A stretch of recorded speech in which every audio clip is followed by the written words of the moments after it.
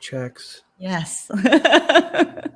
So we will be slowly streaming in here, probably looking a little pixelated, but we are here, guys. Happy Eclipse Day. Hope you're well. Can you let us know if you can hear us okay? I'm hearing a huge echo.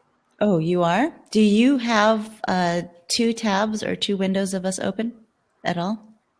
Because I know It's that possible. for sure that will do it. Hey, Richard, how are you doing? Hey, Jason. Hey, Steve. Excellent. Thank you, Ashlyn. I'll fix it. Yes, good. So now you don't hear the echo. Oh, Rachel, I appear shorter. All right, maybe I'll just adjust my camera so I don't look as there. How's that? Is that better? Hey, guys, thanks for joining tiny. us. I'm Exactly. Hey, Steve, we were wondering, can you remind me what school, what school you have your class in right now? Is that Art Institute in Sacramento? I don't really remember. Hello, Steve and Steve's class. Yes. Do you have it's still in business? Yes, great. Yay for the students who are sitting there in class. Yeah, no kidding. Excellent. So do you have your class running right now? Is your class watching us? Hey, Reggie, how are you doing? Good to see you guys. Hello, Reggie. Hello, Heather. Hey. Hello, Neil. Thykes or Tykes. Ashlyn. What's going on? It's good to see you guys. So we have a question for you. Actually, I'm going to have Ryan ask it. Go ahead, Ryan. Okay, a little deep to start off the day with, but when was the last time you made yourself feel vulnerable as a creative? And this has a lot to do with like emotional IQ and how to manage that as you're creating work for yourself or other people. So every day, excellent. For those of you who are in California with me on the West Coast, it's really early to be thinking that deep, but this is a good way to start. Excellent, Steve. Thank you for turning the texting over to a student. If you guys have any questions, please put them under the question tab on the left-hand side. This way, Brian can answer questions in an organized manner. Or haphazardly. I'll start in the middle. And so, yeah, the reason why I asked that question is because it has so much to do with learning and learning not only about your profession and how to work with other people, but about yourself, because it is very easy to internalize your feelings about your work and let your identity be mixed up with what you're creating for people. And especially for students and early creatives, guess what? It doesn't get any better. You're going to be dealing with this for a long time. I shouldn't say it doesn't get any better. You can, it's like a muscle. Your creative IQ can increase over time with practice and most of all, awareness. Being aware of your emotions and how to manage them as they relate to your work. Something I still deal with. I've been working for a long time. And you can't help it. An emotion can just overcome you and change the things that are coming out of your mouth and how you're saying them to the people around you. And it can change the quality of your work. So if you have something bad happen, somebody reviews your work, first thing in the morning you get in and they just say, I hate it, and they didn't tell you why. But you're expected to do something better without any information. There's resentment. There's a whole host of issues that you're going to feel. They don't know what they're talking about. I'm the professional. It's really important to be aware of that as a professional creative and to develop your ability to react to that responsibly, to take a breath, maybe write it in an email and don't send it. Wait 10 minutes, that sort of thing. So when I ask, did you make yourself feel vulnerable? I'm asking, are you putting yourself out there to learn something about your profession and yourself at the same time? Yes. Hey, Darius. Thank you for jumping on the chat for your whole class. Ashlyn, great. Yes. I mean, we have to do that, I think, as creatives. We really have to put ourselves out there. I mean, it's the only way we grow and learn. And that's going to be part of the theme of, don't take my word, is to experience it for yourself. I can say things till I'm blue in the face, and maybe I'm qualified to, maybe I'm not. But until you actually do it for yourself, you don't actually take that step of improvement. Great. Experience is the best teacher, says Reggie. He's totally right. Yeah. Thanks, guys. So we're going to get started here in just a second. I want to remind everyone to use the share button to share this out. Let everyone know that we are getting started. For some of you, we are going to be starting the eclipse in a couple hours as well. So hopefully you guys can get in some fun Sharpie lessons. Here you have your Chisel-Tip Sharpies ready. So we're going to have a lesson. We got Darius messaging here for Steve's class. That's awesome. Yeah, please, guys, get on Twitter, get on Instagram if you could. Share the link. Put the link in your bio on Instagram. That's always a good help because you can't really link in the chats. I know. That's very annoying. Instagram. Okay, cool. Very cool. Well, thank you guys for joining us today. This is Typography Dojo, and I'm your host, Rachel Elner. I'm joined today by Ryan McGovern, and he is in Texas, Dallas, Texas. Is that correct? North suburbs of Dallas, Texas. That is correct. Great. And you're a senior art director at Epsilon, which is a global marketing company. But that's what you do during the day, right? Okay. So you want to tell us a little bit about the lettering work you do? I will. Should I get into should I share my screen and do the presentation thing? And no, get let's that just do a really quick intro Okay. here. Okay. So intro. Yeah, senior art director. I've been with the company for about 10 years. I'm going to show some of that work and what it is we actually do. It's a large marketing organization, which has its ups and downs, but definitely brings some interesting work, and that pays the bills, and it's great. And I have a great team that does amazing work. But the last 3 years, I felt a need to branch out and learn something new, and that new thing has been lettering. It's been a very humbling experience. I've gotten to know myself a little better through it.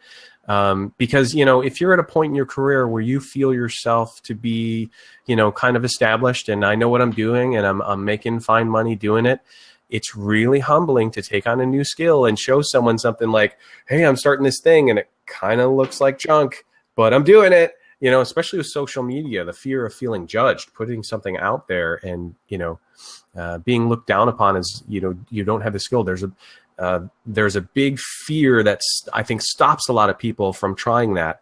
And it took a lot of, oh, should I post this? Should I write it? Oh, no, this isn't good enough. I can't.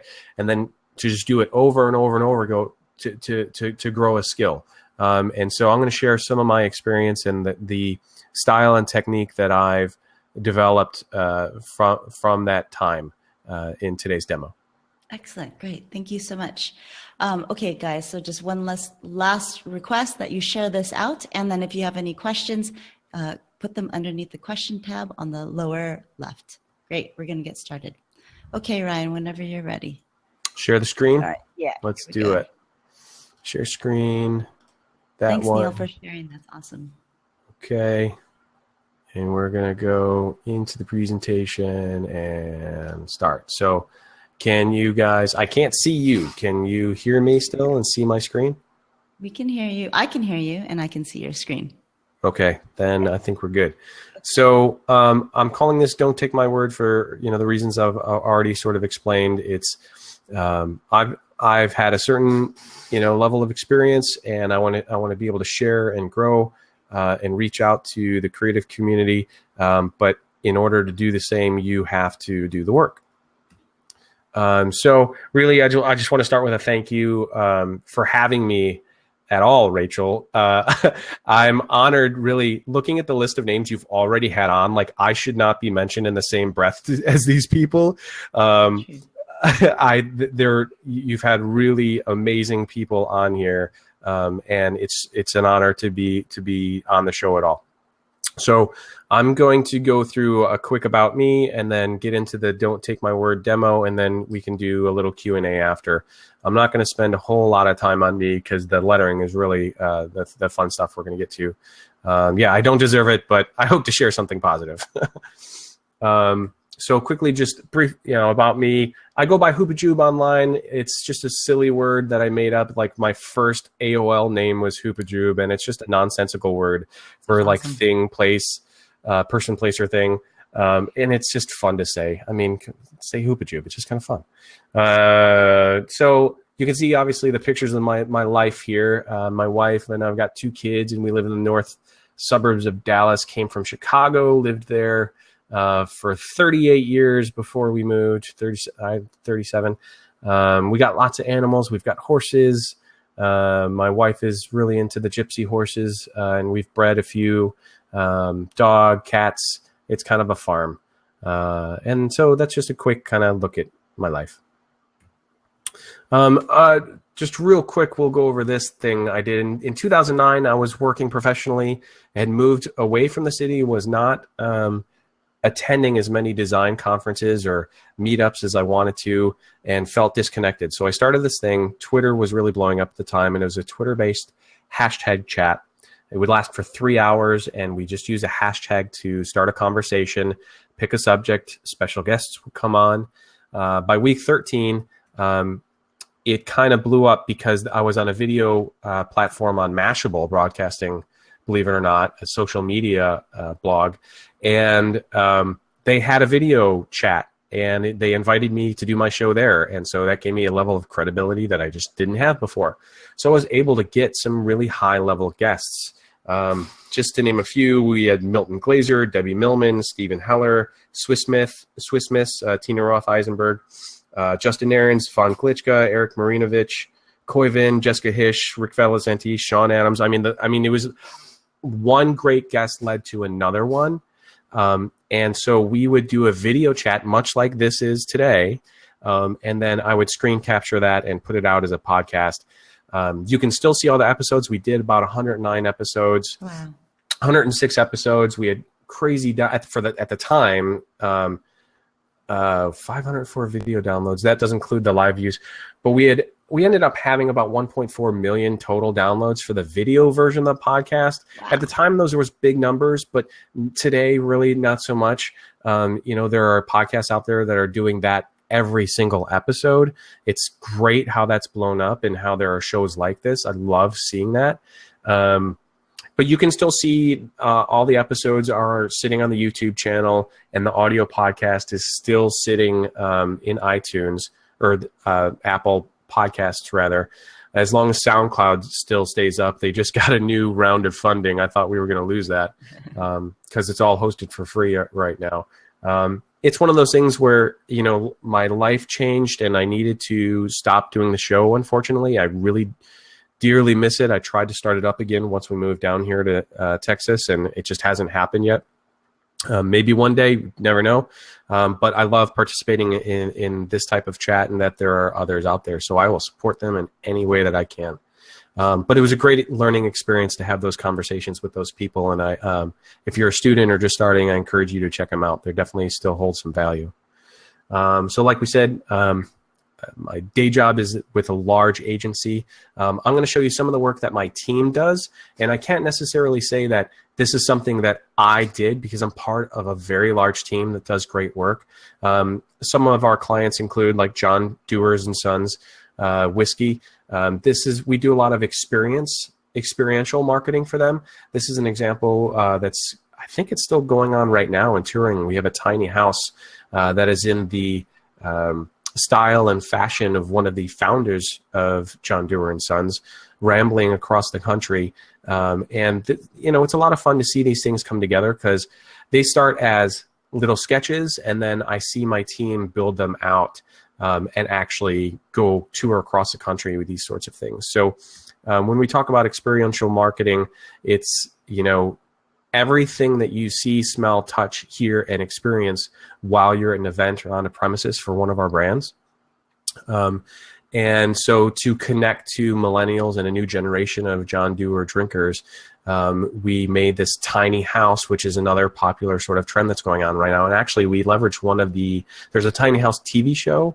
We leveraged one of the companies that is actually building these right now, and they were able to work with us and our design to end up with what you see here. and so, all sorts of fun things around the brand that, from a senior art director position, I will help come up with some of these things and pitch ideas and do sketches and tons of Photoshop mock-ups. And then usually the rest of the team carries it forward, and, then we all get it executed. And I might do like a menu you can see in the bottom middle. I didn't do this specific one, but I'll do a lot of the print stuff, or if there's a digital component like a touch screen, I'll design some of that stuff. But it's not like a pure design project where you can just do whatever you want. There are crazy amounts of limitations. You're working within the brand style guide. You're working within the direction of the client. And then there's, in liquor, there's a ton of rules and regulations you need to follow. Like in the bottom middle, you see people smelling a vapor. This was a method in some of the states that we go to, you can't give out liquor samples. It's just illegal there, even if you're of age. So we found a way to do a vapor to get the sense, the smell, and the tones of these different brands without actually drinking them. And that was kind of interesting. Teasing them too much. Yeah. And then they want to go out and buy. See? This is another quick example. We work, Bombay Sapphire is one of our clients, and they have a program where they reinforce creativity in the bartending landscape, and they have a contest. It's a lot like a TV show where it's national, where they take different regions, and they have contests for what bartender can make the most creative drink. All those regional ones then get a trip to London, and it's all filmed. There's contests and challenges, and these are some of the visuals that come back from this sort of thing. And so like the bar on the top, those come, we'll sketch out from scratch just what should this thing look like, and eventually our team in Detroit will actually build this and ship it to the location and have it assembled. Bottom left is the actual distillery in outside of London, and so all of the people that won their regional got to go and participate in this event here, and we're down to designing what the flowers go on the table. Every single detail is handled by our group. I'm going to flip through this one. This is an event that just happened for Saint Germain, which is a liqueur. We had an event in New York with this really great floral designer who helped us out. And just experiencing the brand and getting people to try drinks. We had actual drinks were being handed to people through a wall as they entered into this Highline space in New York, which is a raised platform that used to be a train platform, but now is like a walkway, pedestrian walkway that we took over. I remember one of my coworkers, drawing what that bar cart was going to look like, and our team actually built it. So it's a really non-traditional sort of design experience, but it extends to so many forms of visual communication that it's never boring. I did so many Photoshop mock-ups of this bar. I was so sick of looking at it at the end, but really happy with how it came out. And then this is kind of fun. We do these photo experiences because people go to these experiences. We want them to share what happened there to, increase the awareness of the brand. So everything down to like the touchscreen experience of how they set up the photo, that was something I actually did here. But I'm part of a great team, really talented people that can create things like this, and it's very fun. To be part of. So I'm just going to try to speed up. I can already tell I'm taking up too much time here. My screen is not changing. Can you guys see there, Miller Lite? Yep, now we can. Yep. This was a touchscreen flash game that I did that people would play as they'd go. Actually, it was in stores when they were shopping. And they'd have to, on the bottom right, you can see there was a microphone on this thing, and I got our Flash developer to tap into it. And after they scored a goal, they'd have to scream, and the microphone would pick up how many decibels their voice was, and the glass of beer would fill up faster if they were louder. It's awesome. I'm going to skip over this one, keep going. So I've been doing some social media work lately. So promotion between Chef Boyardee, which is one of our clients, and they are partnering with the Wonder Woman platform.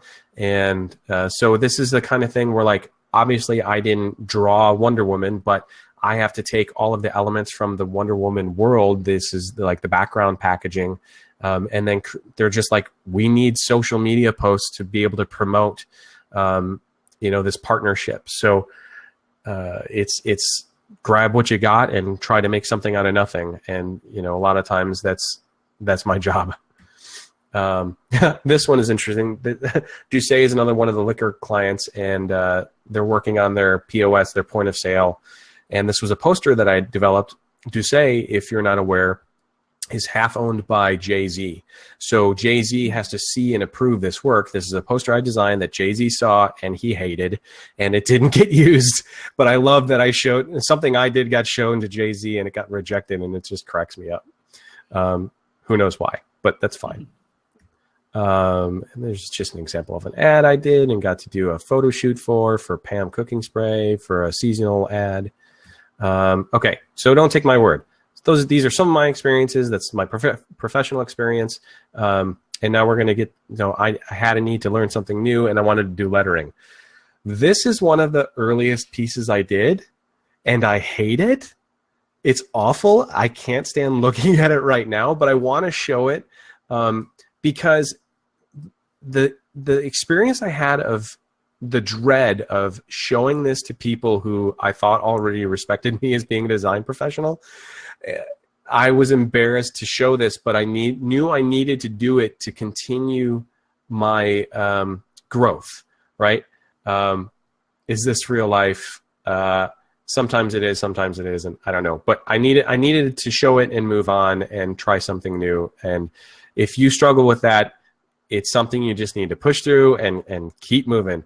Because that's the only way you're going to learn. And this image is important because it's actually one of the reasons why I'm on here chatting, because I had participated in Typography Dojo here with Rachel, and there were some lettering artists on, and they invited people to come on and share their video and do take a request. And this is one of the ones that I did live on the show, and Rachel saw it, and I think we started communicating after this to maybe come on not too long after that. So I thought that was kind of fun show. Just to remind you, so it was Victoria and Nikita's show. So if you guys want to check that out, definitely look up their names. Okay, go ahead. So I'm going to really burn through these fast so we can get to the demo. But this is some of the work that I've been doing. I haven't taken a lot of commissions. I've only taken a handful. Really, this has been for a personal learning experience because it has informed my design work. It has informed my typography work and how I understand letters and how they're created and what they mean. So this is one of the small commissions I've taken. This was a friend's motorcycle. These fairings, these shapes, plastic forms go on either side of his motorcycle, and these are two important people in his life. And I'll show some of the sketches that sort of before and after. So you can see on the right, the marker, that's really the style we're going to be looking at today, and how that happens and how it can translate back into vector after. So I'm just going to burn through these examples really fast. This was a barbershop, and what they're calling a I'm forgetting the name of it, but they sell like raw materials to create things like leather and pouches and that sort of thing. Provisions for men, raw denim. They sell there also, and they just wanted sort of a barbershop kind of thing going on, and they had seen some of my work and reached out through a friend. And that's the picture on the right is the actual. Oh, you know what? I think this is a video. Yeah, walk around. Cool. Of what it looks like when you're walking down the street. So that's kind of fun. Yeah. This one is a project that I've been kicking around for a year or two, where I want to create wrappers, like actual candy wrappers. There's 3 characters in Willy Wonka, the adversaries to Willy Wonka in the book that aren't necessarily in the movies. There's Slugworth. So this is an example of maybe some of the typography that would show up on his packaging. And then Mr. Fickelgruber. So I'm playing with styles that are of that era of when the story was told, turn of the century in 1900 kind of time, and what those English candy packaging of these adversaries would look like. So will it actually turn into something? I don't know, but it's been darn fun to play with and think about because it brings a lot of character and informs the letter shapes that I'm trying to achieve. This is just a quick movie of one of the first pieces I was really happy with when I started to pick up some different types of markers to create something. And this one isn't a chisel tip, but it's like a kind of a flat tip, and it's on a different angle than I normally work at, but it really started to inform the shapes that I'm making now. This was just another piece I did for a friend when his child was born, and it was this part of the birth announcement. A series of posters I did for quotes from the movie The Princess Bride, As You Wish, Inconceivable, and Marriage. These have turned, I've sold a couple t-shirts with some of this work on it, and it's just kind of fun. There's so many one-liners in that movie. I can delve into that for years, I think, and continue to make pieces from it. And we'll get back to eventually. Here's another movie. Which one is this? Oh, yeah, this is just a process that kind of shows the drawing and how I can get back into it and do some shading, create some textures. And the word choices, sometimes, you know, when I sit down, I'm in between projects. I've got 15 minutes before my next meeting. I have no idea what I'm going to write, and I'll put on my headphones and just start listening to something and just start writing words as I hear them. The words to me haven't been important. The importance has been placed on, I need to improve my actual skill, controlling my hand and how to create these letter forms and what to do. So sometimes I write some weird stuff. I don't know why I was writing the word quality on this day, but I show this one because we're going to be talking about, there's so many ways to make a letter form. Like if you would just show me that Q before and it's just by itself, I might not have said it was a Q, but when you see it in context of the rest of the word, you read it as a Q. And for whatever reason on that day, I just decided I'm sick of the Qs I've been doing. I need to do something completely different. And this is what happened. Sometimes it's through just happenstance. Sometimes it's through a little bit of research. So we're going to just burn through some of my favorites here. This was a logo that I did recently where I was doing, this was a friend who really liked the marker rendering style, but was looking for something more straight edged. Hasta la pasta. I don't know. I just love saying that. So let's just crank through these real quick. Sorry, I'm probably going way too fast because I'm really excited. I want to get to showing how we do this, because if you have your markers with you, you can do this as I'm showing. So we're gonna let go of that. Get into this. Oh, I gotta bring over my. So I happen to have my phone, and of course I might need to start this over again.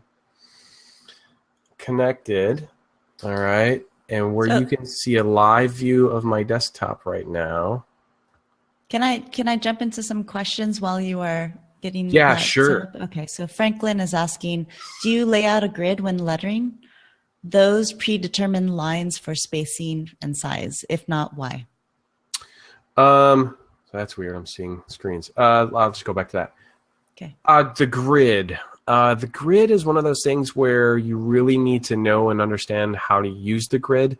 But in my lettering, I've shied away from it unless I'm doing a longer, like something with more words, and I really need to have stuff centered, like a longer phrase or something like that. I don't really draw out a whole lot of guidelines or grids.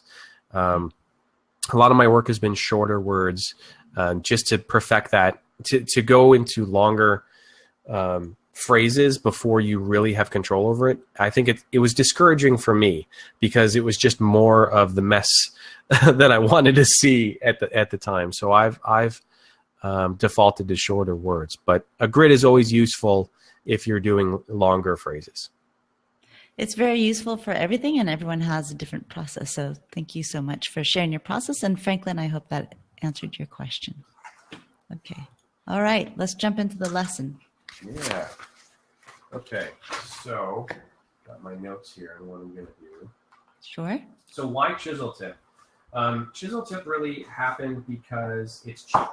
I knew that if I wanted to get good, I needed to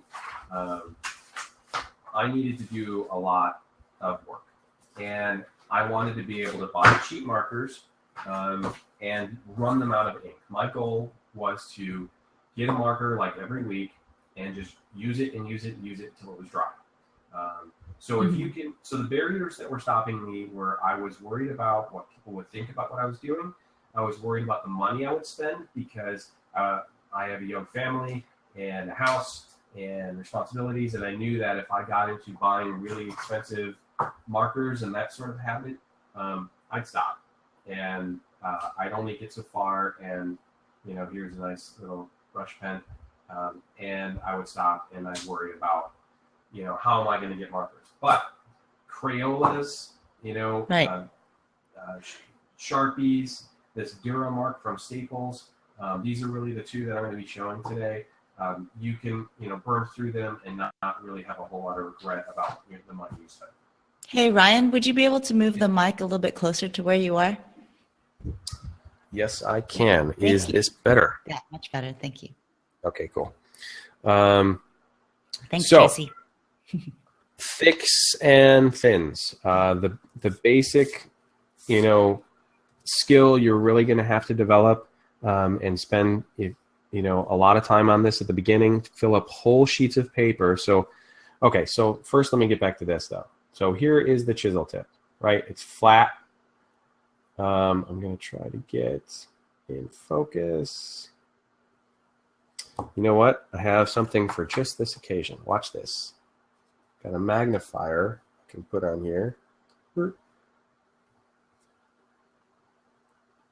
Nice and close. Very nice. Chisel tip, if I can hold it still. So flat on one edge, thin on the other. And that's what gives us our shape change. Mostly we're just relying on the angle of the marker, but we're also going to rely on, I'll get the camera right next to the paper for this. So we've got how the marker sits flat to make the thick, and then tilting it up to make the thin. So you don't swivel the pen at all in your fingers. You just change the angle in which you hold it? A lot of the time it's lifting up like that. Okay. To go from thick to thin in the middle of a curve. It's so hard to write and hold the camera at the same time. Okay. So that's really important, and I'll continue to talk about that as I'm showing some of these shapes. Great. Thank you, so obviously we're flat here, and I'm lifting up like I showed before to go up. A lot of letters, you're going to have a downstroke that's thick and an upstroke that's thin. So I would fill whole pages just going down and up and down and up. And here is a place to use that, to use a straight line. Of course, I can just place my straight edge. It's over here. Hold on one second. So if you've got a nice straight edge, I would suggest in the interest of time, get a top line and a bottom line. Okay, and then just use that. It's a little bigger than I like to work for this pen. And, pick, if you want to do straights, do a whole line of straights, do a whole line of curves.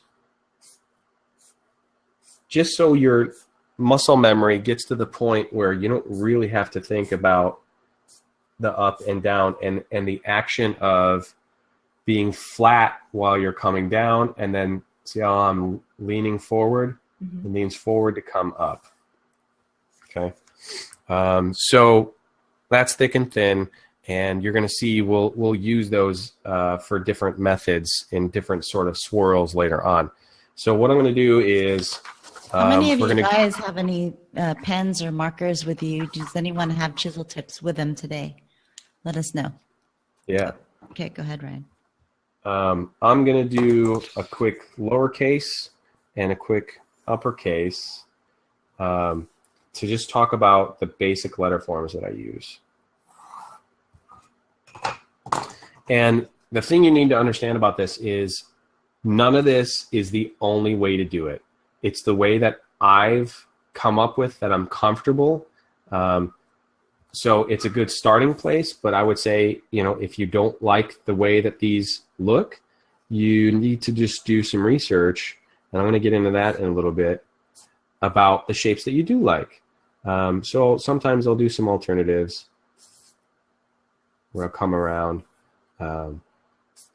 But this downstroke here, this is part of so many letters that it just gets repeated over and over. So sometimes I'll even, I probably do it all the time. I'll do my downstroke, and then I actually lift up the pen and come back down and start to come up. And then my downstroke comes down again. If I don't like the way that this is touching, I'll come back and fill it in, right? So here's your basic A, up, B. Sorry, Steve. He says that his students have the dry erase markers in their hands. Dry erase markers? Yes. That's funny. You could probably, those are Chisel-Tip too. It's probably a weird angle to work on the wall, but I'm sure it will work. You see that downstroke? It's in all four of these, or well, really three of these. No, 1, 2, 3, 4. It's in A, C, D, and E already.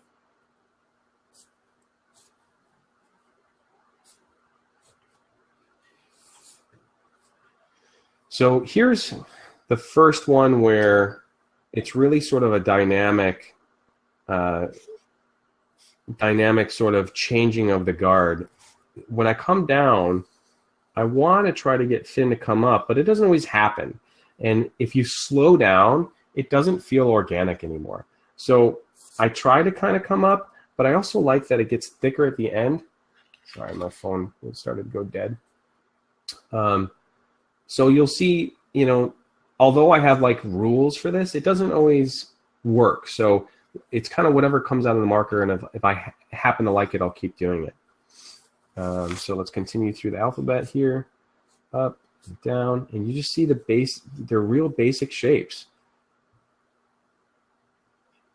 So what you're practicing is like speed, because obviously you're writing much faster than I do. You have much more confidence in your strokes than I do. Mm-hmm. So that's part of what you practice on a daily basis. Yeah, over time you will struggle with: am I going slow to make it perfect, or am I going fast to make it fluid? And you will oscillate between the two of those until you start to feel more comfortable. And the only thing that can fix that is time and practice. And then you'll get to a point where you're comfortable. And there are still things that I do slow, you know, especially if I'm trying out something new, but there's, you know, trade-offs. If you go slow, a lot more ink gets into that paper and it gets dark, right? And then on top of that, the ink will bleed. You'll see it'll get hairy around the edge, and you won't have a nice crisp shape anymore. So K, this is one I've struggled with a lot. I've had so many different variations of K. It's ridiculous, and that's okay. I just think it's an odd shape for me, and my brain doesn't like it a lot. And I vary, you know, between the capital and the lowercase. And they just, the more, it's one of those things where the more you look at it, the weirder it looks. So I try not to dwell on it and just move on. So do you recommend going through the full alphabet for warm-up first? Very much so. Very much so. So do warm-ups with your basic shapes, and do warm-ups where you fill the whole page just with lowercase letters. Just keep on doing it over and over and over. Okay. So L can be straight like that. It can have loops to it. It can come up and then down. There's so many different variations you can do. M. A lot of people like to write the word minimum because it does a lot of those up and down strokes. And O. O is a staple. Once you get comfortable with your O, it helps. So it informs so many of the other letters. And so this is one of the things that I'm really happy with, my development on, where I've been able to come down and then come up really fast in a fluid motion where it looks like it's part of the same line. It doesn't look like it's, breaking up. And it kind of has a swoop. It kind of comes back and hits the top of that downstroke again and swoops in. And that's useful for other characters too. So we'll keep on going. Now, when you're getting started, you don't draw a baseline and a mean line at all, just so to make sure that all your, lowercase hits that mean line, or is that something that you are just trying to do free flow at first? What do you recommend? This will have to be experimentation for each individual. I found that I would get frustrated and down on myself for breaking that rule. So if I drew that top line and then I'd have like 6 characters above it, for some reason it got under my skin and I didn't like seeing it. Okay. So to keep myself the momentum going, I do a baseline and be happy with that, and then just try to visually, because I've been working in the visual arts long enough and doing drawing and that sort of thing where I knew if the top line was wrong, right? And I wanted to get to a comfortable where it looked good and it felt right at the same time. Got it. So you're working on form and speed, not necessarily trying to create consistent characteristics.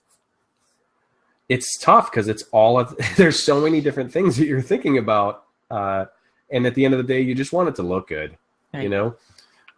So I'm trying to just communicate what was going through my head during this process. And this is the other thing. This is self-taught. I didn't go to a class for this. I didn't learn this in school. I've always wanted to do lettering and like calligraphy. I had calligraphy sets growing up as a kid, and I was always so bad at them. After a couple of pages, I just gave up because I was like, I'm no good at this, and I didn't put in the work. It wasn't until I was an adult, until I was like, okay, I'm really hammering down until something looks good. And it ended up being cheap markers. So go figure.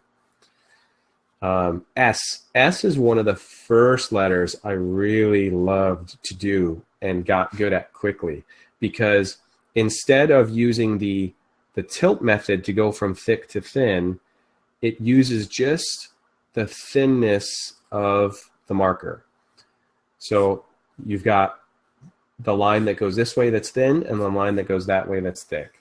And in the S, you get this sexy curve, right? And so I'm keeping it flat for that whole portion here until I get to the bottom, and then I'm lifting up the marker and coming up. Okay? So that's something I've learned. And this S, that root of that S can be in a sort of a cursive style like this, right? Where you can get, fun swoops that come off of it and kind of go through. Or it could be just by itself.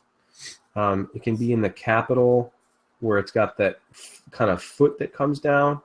Can you move your paper over a bit? Yeah. Sorry, I'm getting off the page. That's good. Mm-hmm. And I always keep, this is another McGovern hoopajube trick here. I always keep one page that's going to absorb the bleed. And when I move on to that next page, that bleed page goes back underneath. And that prevents you from wasting more and more paper. You see a little bit coming through, but if you're going to shoot it afterwards to show it off, you just take that piece out and you don't see it coming through anymore. It's a great idea. So let's get back to a baseline. So we're doing S's, T, downstroke, up. You can have a thin go through. You can have a thick go through. Sometimes on crossbars here. So this is a technique that's useful. So you start off thick and then kind of tilt the pen forward as you move off of it. So instead of just moving off of it flat like that, if you tilt it forward, the line gets thinner. And you get sort of like this dagger point. T, U, up, down, really simple. V. V is a downstroke, and then I lift the pen up, and I like to come up above a lot so that the V is really different than the U. X is another one that's like X. I never like it. And I'm not quite sure if I'm doing it right. And this, I'll get into it, but I'm going to share some of the sources that I look for inspiration on. If I don't like the way the character's looking, I go to a couple of trusty sources.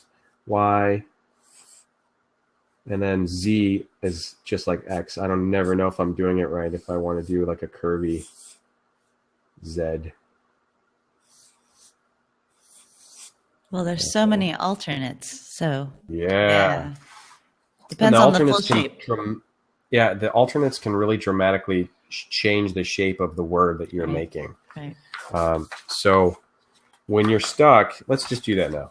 When you're stuck, if you don't have them on your person, go to the library. You can find this stuff online too. Just find alphabets. Just find, and even if they're not, handmade or whatever, it's just good to start looking at different shapes and understand them. Like the idea that that shape is an F, but also this shape is an F, that freaks my brain out.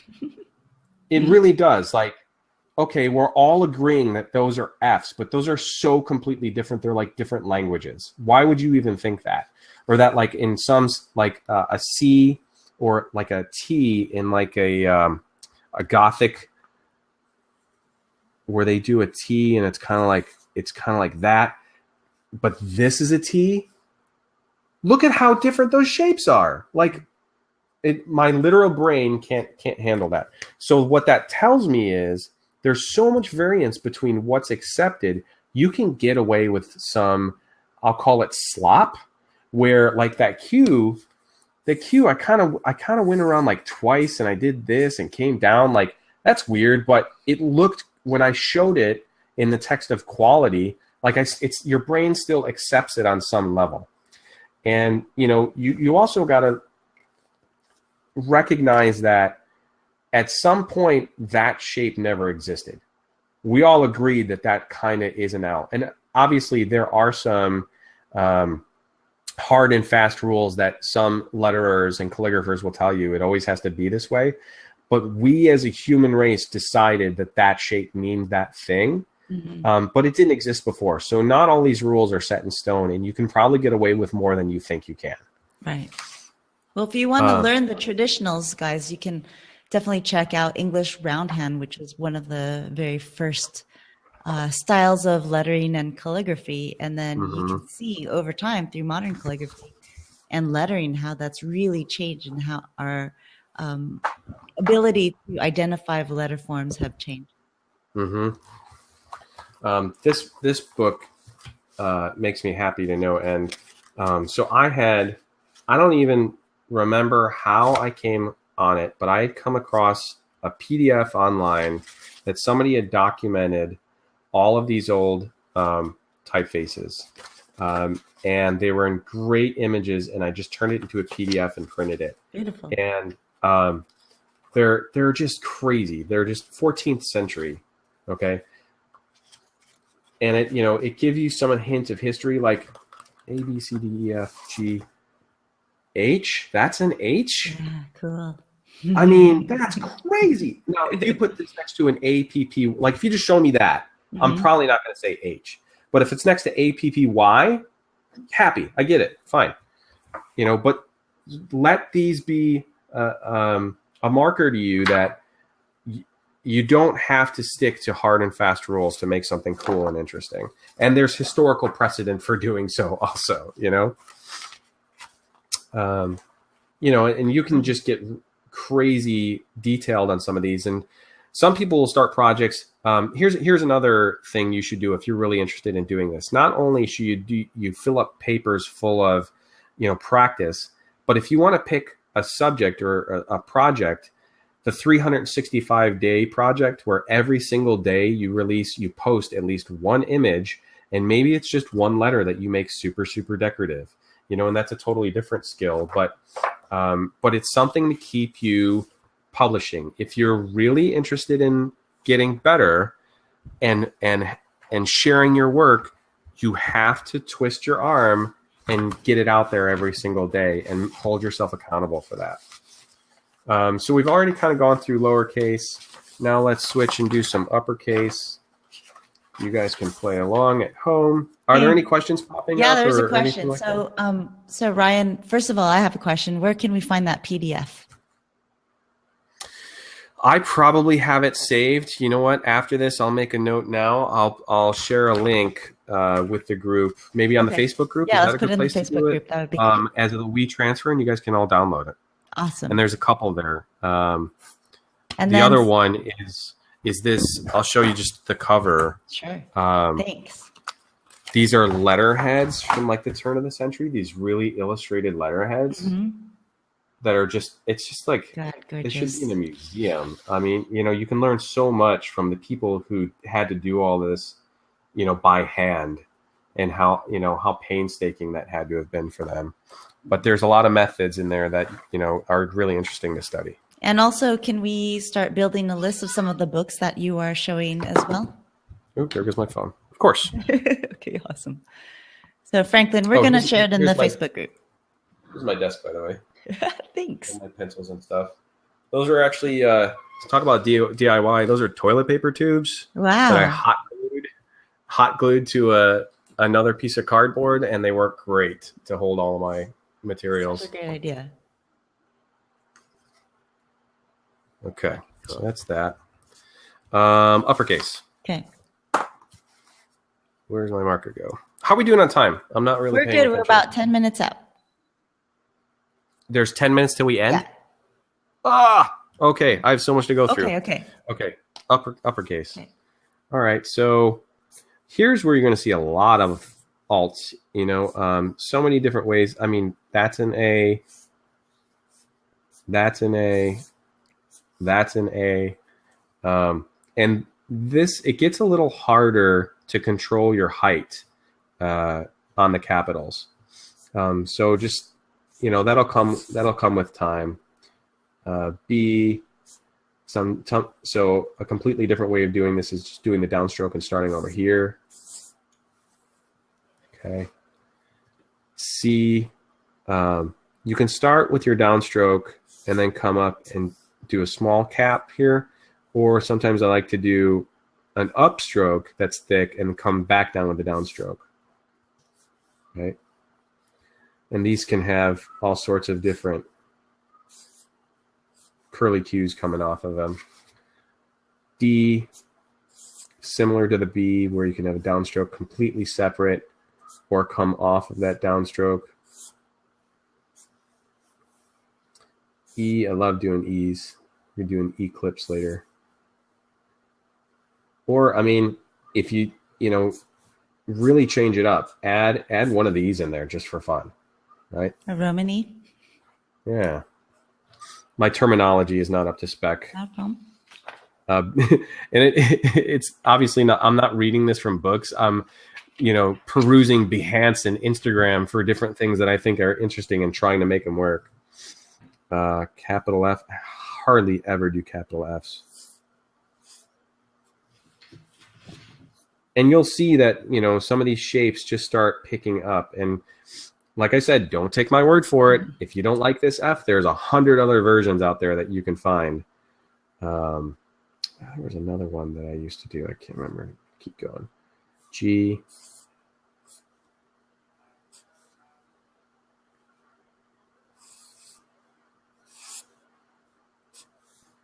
This is a fun shape. Okay, so this one is another thin to thick, where on any letter that kind of has a top like this, like a C, or the G, obviously. I do this a lot on an L. Like I can do, to come from the top here, you come down from the top on the thin part of the marker, and then as you push it to the left, the marker comes down and comes flat again. And this took a while to get used to. And it doesn't always work out. But if you really work at it, you can get this really nice sort of hanging shape. And none of these are looking good right now. And if it's not perfect, you can come back and fill it in. You know, get another green Sharpie that's a chisel or not a chisel, and you can fix some of these shapes. But, you know, if you want to show your marker rendering as final, a lot of these can be, like you saw in the examples I showed before, the template for which you then take a picture of and then fix in vector, right? It doesn't always have to be perfect. G, here we're going to do an H. All right. It's really hard to get the thicks and thins together. I mean, you really have to practice holding this pen. Yeah. But the thing is, like, you don't have to feel like burn through the ink. It'll be lots of fun by the time you're done. Right. And it's cheap enough. Yeah. God. Now that I'm on the spot and like we don't have any time, I'm forgetting my favorite letter forms here. Oh, sorry. No pressure.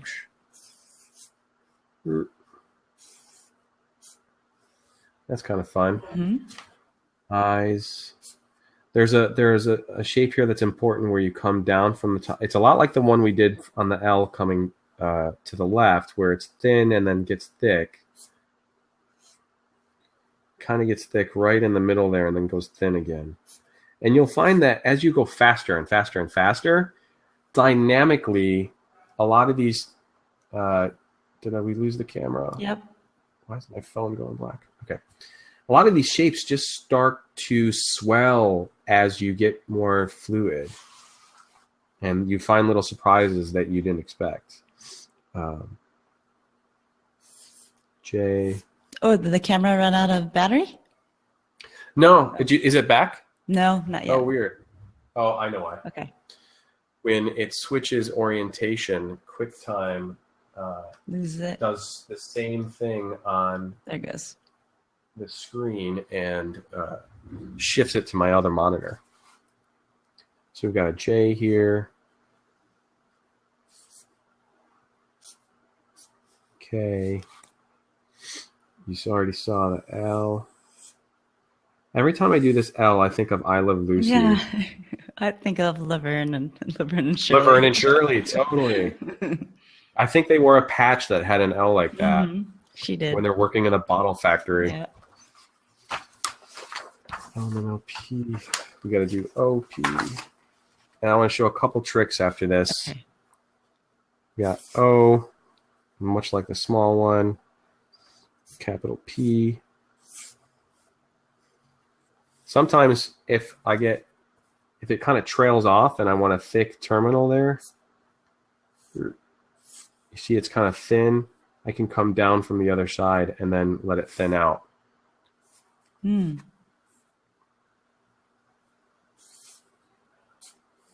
Q.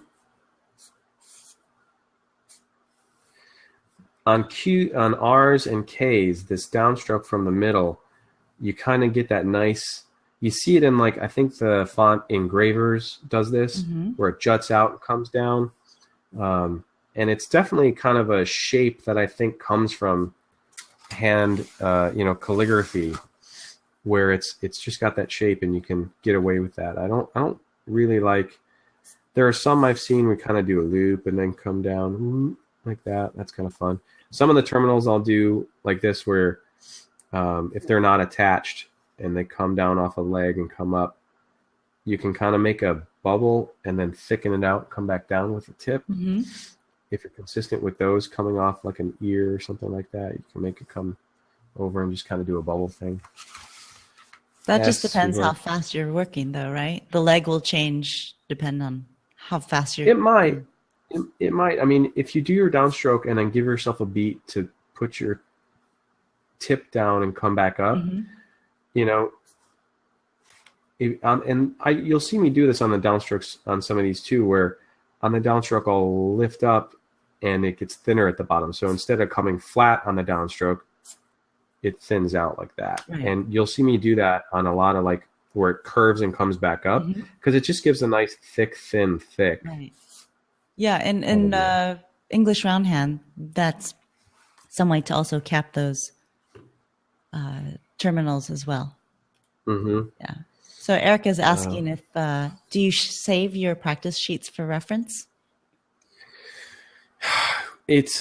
I do for a couple months, and then the pile gets so big that I'm sick. I know I'm not going to do anything with it, and there's it's just going to collect dust for years. And I recently just did another move from one house to another here in North Texas, Dallas, Texas, burbs. And the more junk you can get rid of, the better. And those is, I only keep the ones I really think, like stuff I shot and I really think came out great. The hope is in your practice, you'll accumulate so many of those, you'll just have to start getting rid of them eventually. T's are ones I struggle with a lot. Thanks, Erica. I don't even know. Like, what do I even do for some of these? This one, don't follow my lead on that. I really hate T's, capital T's for some reason. I'm not happy with how I've developed those. U's and V's are a lot like the lowercase. It depends. Like if I'm going to start a word with it, or it's in the middle or something like that, that's how I start addressing, is it going to come over here? Or sometimes if the V comes up, I'll have it come that way, and then that sort of hovers over the rest of the word. And you can, then start playing in between, that sort of thing. V. Capital X is really similar, where you can start doing all sorts of crazy things. Y. Come over the top, get really big. Oh, my phone is going again. Victoria says there are always favorites and less favorite letters. Yeah. Some that give you a hard time. And the Z I've already kind of shown before. Okay, so before we start running out of time, some other things I want to talk about. When you're doing a word, so those are, you get down your basic shapes and starting to like them. There's alt characters, looking at books versus the web for those alt characters, baseline versus having a shift. So once you start being happy with, you can get stuff on a baseline, you can start playing with that.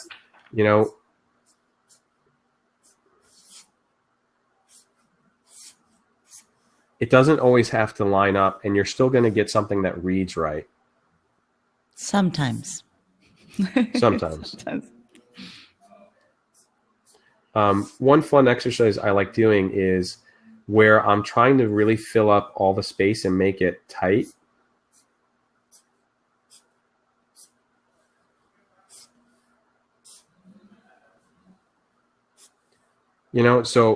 So there's not a lot of space between the characters, and it starts filling up like that. It really starts making you think about, you want a fluidity to it, but you need to get back to that space, and it's not always going to be like the T will dip down or something like that. So definitely once you start being happy with, you can get to a comfortable baseline, start messing with it and try to go up, try to go down, try to do weird characters. Okay, so we're going to do something crazy right now. All right. Okay. Where is my knife? Okay. Uh-oh, we're going to cut it. Getting out the knife. Okay. We're going to cut right into the middle of this. Oh, my gosh.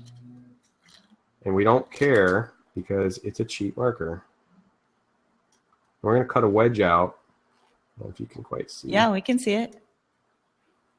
We're going to cut a wedge out, and I'm probably not going to be, it'd be better if it was right down the middle, but I think I'm a little off right now. Try not to go to the hospital today.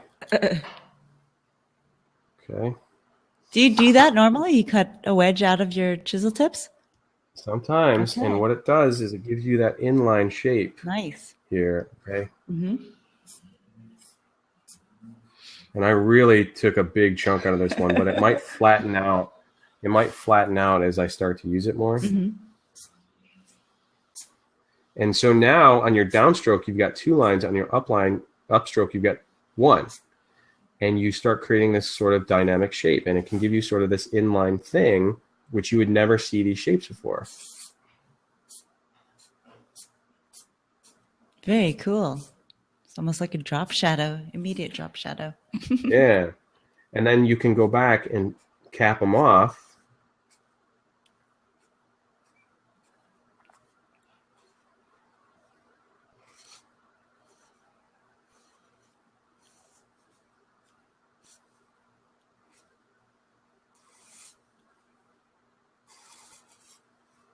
Something like that.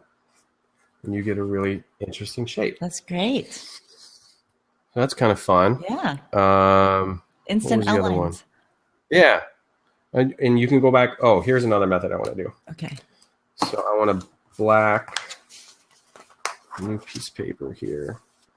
This is one that you teased earlier, Rachel. You found one, the method I was going to show. Need a word. Word.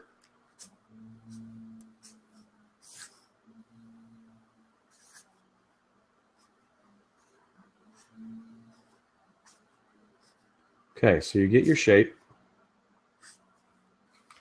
Nice and dark, you get a nice contrasty shape, and then you take the paper and fold it over the top. And you trace out the outline here.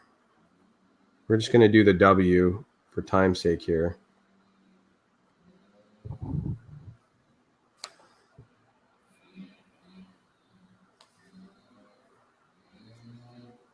And what this is going to produce is a negative, right? So you get your shape. The gardeners are here. Can you hear it through my microphone or no? Barely. It's not distracting. Okay. Right? Okay. So now we got our nice shape here. And you can start messing with it. Add some dimension. Down, down, up. All right. And then if you've got different, so you kind of use that as like an outline. The inside is always going to, you never go on the inside. I think it froze the camera or the phone. Oh, again. Why is it doing that? It has to be refreshed. Because I'm not touching it.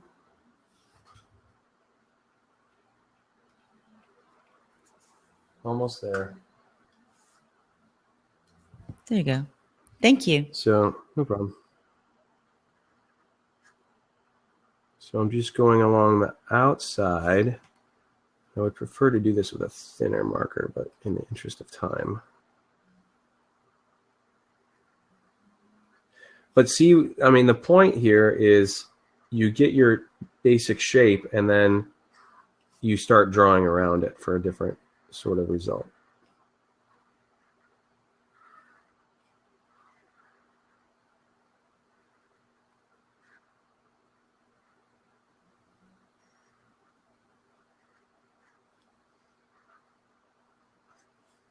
Right? Mm-hmm. And you can get there pretty fast. Obviously, I did that kind of sloppily just in the interest of time, but you can go from, you know, that to that and get a completely different style very quickly. Right. I love how you did cut that chisel tip and you almost got that outline look. Is there different ways you can cut the marker to achieve different looks? Well, that's the only one I've really messed with a lot. I mean, that chunk I took out was probably bigger than I liked because I was in a hurry. Mm-hmm. But don't be afraid to experiment and try something like that. Another thing I've done is if I have some like leftover ink, you know, from other calligraphy, when this dries out, you can dip that right in the ink and it'll absorb some ink and let you get some letters out and keep going. You can switch colors and get, you know, really weird mixed up colors. Sometimes they'll fade from one color to another. What else? Reverse drop shadow. The drop shadow is kind of obvious, but I'll show you anyway. I could just do it here. If you just get a nice gray, light gray marker. Guys, we're going over time. Is everyone okay? You guys are following along, or is it anyone still there? Yeah. Did everybody leave? Oh, Erica says she's here. She says it's great. So just want to make sure. Excellent. We can stop and do, you know, wrap up with Q&A if you'd like. Whenever, We're here. whenever anyone has any questions, please put them in. Otherwise, I think we're just in awe. We love watching you draw. It's watching process can get addictive, Yeah. and you can get lost in it. If there was like a TV channel that just had process videos all day long, it would probably make a lot of money. Yeah. I think that's why cooking shows do pretty well. Yeah. So what is this pen that you're using here? I want to know what the tools are. So this is it's just called Stabilo Pen 68. It's just a gray art marker. And don't shy away from, like, grab Crayolas. Crayolas are great. I don't think I have any sitting here, but you can do a very similar sort of technique with a Crayola. And for me, I end up holding it kind of like this. God, I wish I had one here I could show you with. Hold A on, Crayola marker or Crayola crayon? Crayola marker. And those are like, you go to Walgreens or CVS or the corner drugstore. I mean, you can get a pack of 6 for a few bucks. Unfortunately, I don't have any sitting here. I end up holding it kind of like in the middle like this to get that, because the angle on that marker is steeper than this. And so I'll do my downstrokes like this, and then it'll have to pivot. It pivots up through my hand like that, just because that's just how it fits in my hand. I don't have necessarily big hands, but those are kind of like, because they're kids markers, so they're a little shorter. But don't shy away from using really non-traditional stuff. There's a guy, I think I mentioned him on the last broadcast I was on, Ian Bernard. He's from England. Ian Bernard. And he has a series, I don't think he's done it recently, where he writes like he is like a chili pepper. Like, he just takes a chili pepper and he pokes a hole in the bottom and then dips it in an ink, and it holds enough ink for him to do like a monoline kind of thing. Where's that? Wow, like that's this. cool. Yeah, I mean, don't let any. It looks like this, but a little thicker and little. And what's interesting is then, because it's like a random object, the thicks and the thins are weird, and it kind of drips, and it creates like an organic texture. It's just really cool. That blew me away. God, there's my screen again. No, I can see it. But I mean, I do still love using, I still have some more expensive sort of markers. This one's Winsor & Newton. The brush pen. The brush pen, and you can achieve really elegant shapes using this sort of thing, and that's what they're for. I mean, obviously that's why you pay that price for those tools. But the thing, after, I always feel awful after about 2 days of really going at it. The tip is always like frayed, and I can't get that perfect upstroke anymore. I mean, with these chisel tips, these Sharpies, I mean, they're pretty durable, and you're going to be able to get a lot more roadway out of these than something like this. You don't feel bad about it. That was the thing I struggled with. I was like, I can't keep on buying $5 markers all the time. Why was it gonna, like, where'd all the money go? I was like, in the ink and the garbage. Like, that's like a fly. Well, I love this. It's lettering on the cheap. Yeah. So Tracy has Volume. a question. I know, volume, right? So Tracy's asking, do you know of any shows, videos, people who do this regularly? Do you have any inspiration, Ryan, that you see? Well, I mean, I want to switch off my screen sharing for a second. I'll have you move your microphone too. Yeah, cool. The internet is a treasure trove of material, and straight up copying for practice sake is fine. Go on to Behance, do a search for lettering.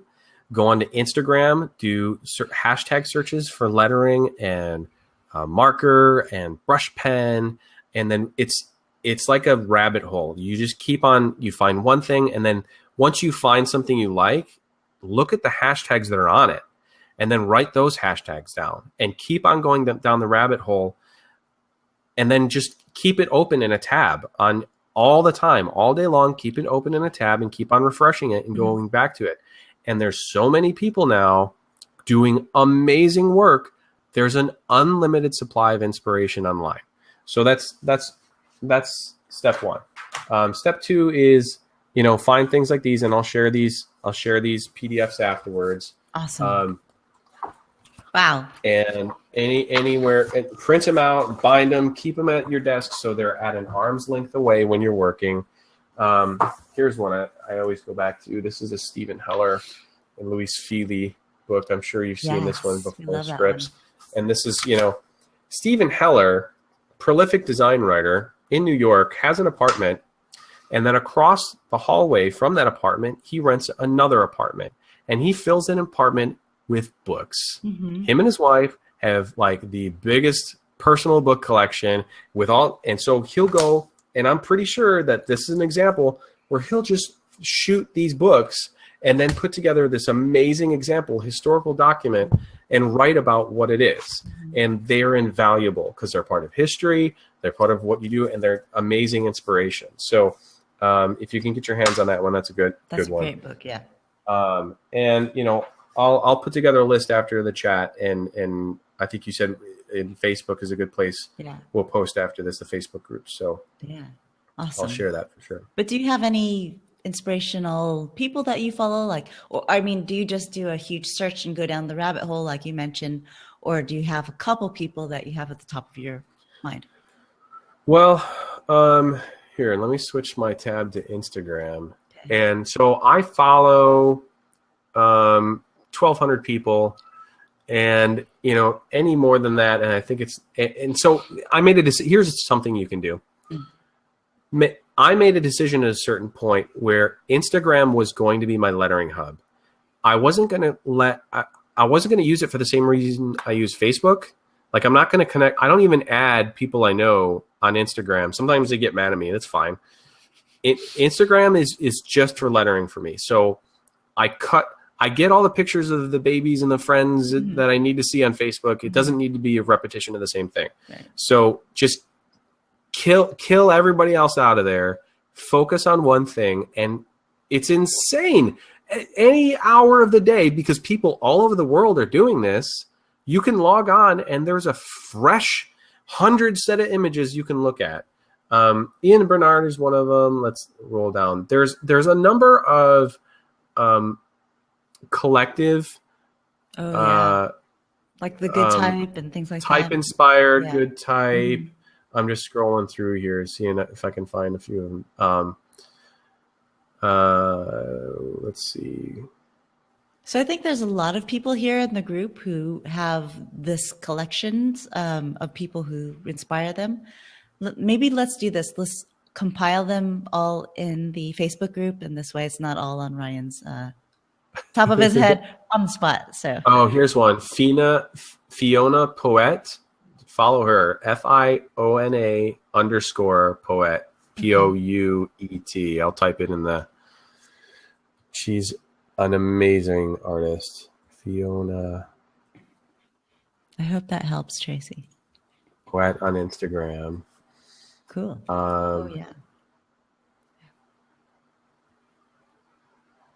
Hand _ type. Let's see. Sorry, there's like dead air as I'm scrolling through this. That's why I said let's just do this on Facebook, and then this way. Yeah, that's fine. Since I'm sure everyone's either trying to get out to the eclipse or go back to work. Right. Yeah. We're almost there. Yep, just about. Well, thank you everyone for joining us, and especially you, Ryan, for taking the time to show us not only your warm-up and your letter forms, but also give us a little lesson on how to use the Chisel-Tip. I thought those were really great tips and tricks. So I hope you guys learned a lot too as well. Yeah. Thank you, Tracy. Thanks, guys. I really appreciate it. Yes, excellent. Very cool. Erica, awesome. Yeah. And hey, reach out to me on Instagram or Twitter at Hoopajube. At Hoopajube, that's what I go by. Just say hi. I mean, if you want to show something or talk about something, I mean, I'm open to it. Don't hesitate, because the more you share, the more you learn. Sounds good. Yay. Thanks, guys. All right, cool. Well, have a great Eclipse Day, everyone. And thank you again, Ryan. I really appreciate it. No We problem. can continue this conversation in the Facebook group. The link is above. If you scroll up on the chat, I put a link there, so definitely join. We will compile some inspiration. We'll compile some of the books, and eventually, and thank you, Ryan, for sharing that PDF. We're really looking forward to that because that looks like a really beautiful resource for inspiration. For sure. Thanks so No much. problem. All right, guys. Well, have a good day. Thank you, Ryan. Bye, everybody. Bye. Talk to everyone later.